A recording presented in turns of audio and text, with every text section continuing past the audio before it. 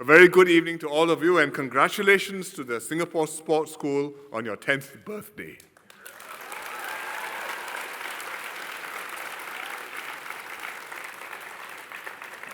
I think we're all very happy that we have reached this milestone. We thought long and hard about setting up the sports school before we did it 10 years ago. We knew it wouldn't be easy to develop world-class athletes in a rigorous academic environment. In many other countries, young athletes are hothoused from a tender age.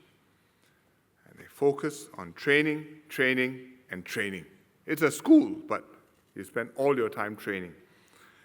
And it's brutal. A few succeed, go on, make a name for themselves, maybe make a fortune for themselves. But many don't quite make the grade. And left without any academic or professional skills, they end up in difficulty later in life. We felt that we could offer a better way for promising young student athletes to achieve sporting excellence, to combine world-class sports development with high academic standards, to offer viable career pathways after graduation, whether as professional athletes, as students furthering their education, or working in the sports industry. And so the Singapore Sports School was born. And in 10 years, this sports school has made very good progress. You've heard the principal list some of your achievements. It's produced outstanding athletes, several Olympians, including hurdler Dipnalim Prasad, and world champions like sailor Darren Choi. And in the recent SEA Games in Myanmar, there were almost 40 Team Singapore athletes who were students or alumni of this sports school, and they did well. At the same time, the school has maintained high academic standards. It produced its first President Scholar last year, Scott Ang, now reading law in Cambridge. And more than 90% of the graduates of the sports school qualify for admission to polytechnics, JCs, or universities. So the school has provided a viable professional pathway for its student athletes. It offers a through-trained diploma program in sports and leisure management with Republic Poly, which has benefited athletes like Isabel Lee, our table tennis player, who won a women's team gold and single silver medal at the SEA Games last month. And this May, she'll be graduating from Republic Poly with an almost perfect GPA.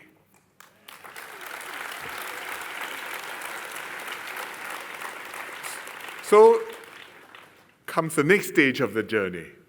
Now she can work in the sports industry and continue to train for Rio 2016. So, Isabel, good luck and go for it.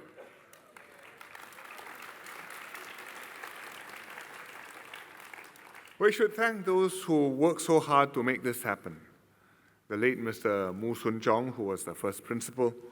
I knew him before he became principal, when he served with me on a committee reviewing Chinese education, like teaching of Chinese language. And he was passionate on teaching Chinese language.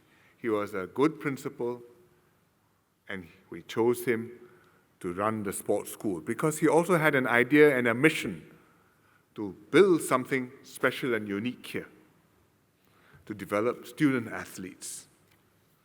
And he was so headhunted to get the school off to a good start.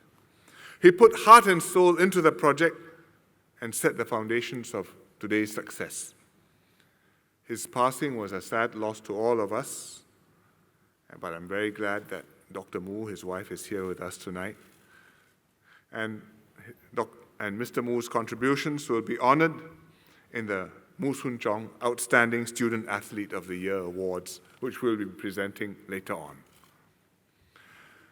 The next principal was Deborah Tan, and she pioneered the school within a school. In other words, structured training programs and classroom sessions to help student athletes train and learn better. We should also thank our teachers and our coaches, many of whom have been here since the start of the school, and the parents for supporting your students in school, letting them stay in and letting them grow up. And the students too, for training and studying hard and representing the school and representing Singapore, flying our flag so proudly. Thank you and congratulations.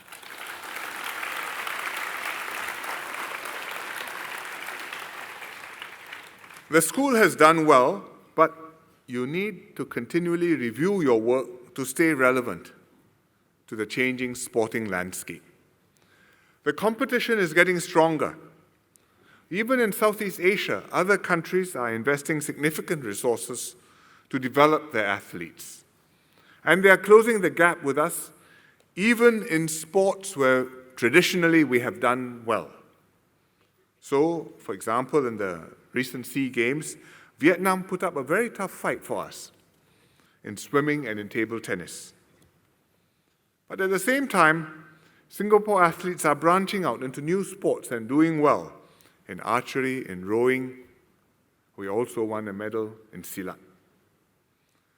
So more students are now aspiring to become top sportsmen, and it's partly thanks to the sports school success.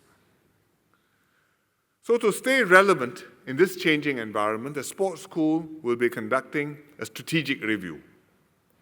Study how the best sports academies in the world design their academic curricula to meet the demands of an intensive sports and training regime. To partner polytechnics and universities here and abroad to offer academic pathways to the students. For example, a sports and leisure management diploma with Republic Poly, which I mentioned just now. To strengthen the school's role in our sports ecosystem, for example, by working with the Singapore Sports Council and our national sports authorities more effectively, developing promising athletes in the mainstream schools too, and encouraging everyone in the sporting fraternity to participate in this strategic review. So let's take a fresh look. We've come a long way. How can we do better? What should we do next? And I challenge you, make this sports school a national sports academy of excellence 10 years from now. You can do it.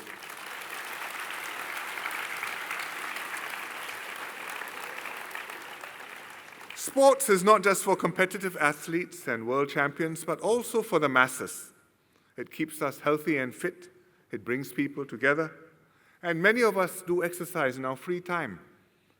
And sometimes when we sit back and we wonder what we might do more, we dream of becoming perhaps the next Michael Phelps or Usain Bolt. Has to be a big dream. Or local heroes like Fandi Ahmad or Ang Peng Siong. And I think that motivates us to go on trying, do a little bit better, keep on improving ourselves, maintaining our standards. So we want to make it easier for every Singaporean to enjoy sports, whether we are weekend warriors or spectators, whether in schools, at active aging events, or just with family and friends. We now have many sports facilities all over the country. We have street soccer courts, basketball courts, swimming pools, jogging tracks, and they are popular facilities for residents to socialize and exercise and train. So we will increase and improve our facilities in our housing estates all over Singapore. Give residents in every HDB town access to indoor sporting halls, swimming complexes, gyms. We will build regional sports complexes with more specialized facilities to cater to a wider range of sports and international competitions. And we'll have more programs to improve the experience of residents so that residents can sign up for lessons to learn a new sport or to improve your skills and take part in competitions and league rounds.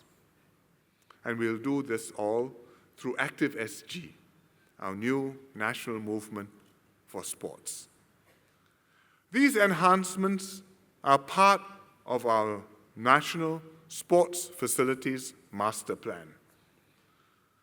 We will have the sports centers and facilities all over the island and will progressively roll them out over the coming years. Of course, the first major project in the master plan is almost complete, touch wood, and that is the sports hub. It's going to open later this year, in fact, not very much later this year, and it will have many outstanding facilities. The new National Stadium, with the largest free-spanning dome roof and air cooling for all its spectator seats. You can already see it up and already taken shape. It's just the last bits which need to be done. We'll have an aquatic center, we'll have a water sports center, we'll have a multi-purpose sports arena, and there'll be also shops and leisure attractions for families and spectators. So I encourage Singaporeans to make full use of the sports hub. It's new, it replaced the old National Stadium. We were sorry to see the old National Stadium go, but we haven't forgotten the old National Stadium. It hosted so many important events: Malaysia Cup matches, concerts, 18 National Day parades. So many memories of cheering, winning, high emotions and drama. And I think many of us will remember sitting on the wooden benches when you watched the game at curry puffs and joined in the Kallang wave. The stadium has gone, but we've kept the old wooden benches. And we've taken the wood and saved it and transformed it. And so far, we've made artistic pieces with them. We've got 28 pieces, and we've put them and installed them all over Singapore. URA has some, Marina Bay has some, by the Singapore River there's some, Gardens by the Bay. If you go there and you look at the chair and the wood looks a bit old, it may come from the old National Stadium. But these are artistic pieces, and I think we will be able to make more of them, and we will install them in different locations all over Singapore. So something old, something new, something changed, but something remains. And soon we'll invite the public to vote for your favorite designs and favorite locations. And it's an example of how we continually upgrade our living environment while retaining memories of our home. And I'm sure that there should be some pieces in the sports school here too. Next year, we're going to host the SEA Games. It's an opportunity to show what we are as a sporting nation. So I encourage all Singaporeans to support the Games and to support Team Singapore. And I also wish the sports school students and alumni all the best in your preparations for the SEA Games. Go forth, do us proud, do well. Congratulations on your 10th anniversary, and I wish you every success in future. Thank you.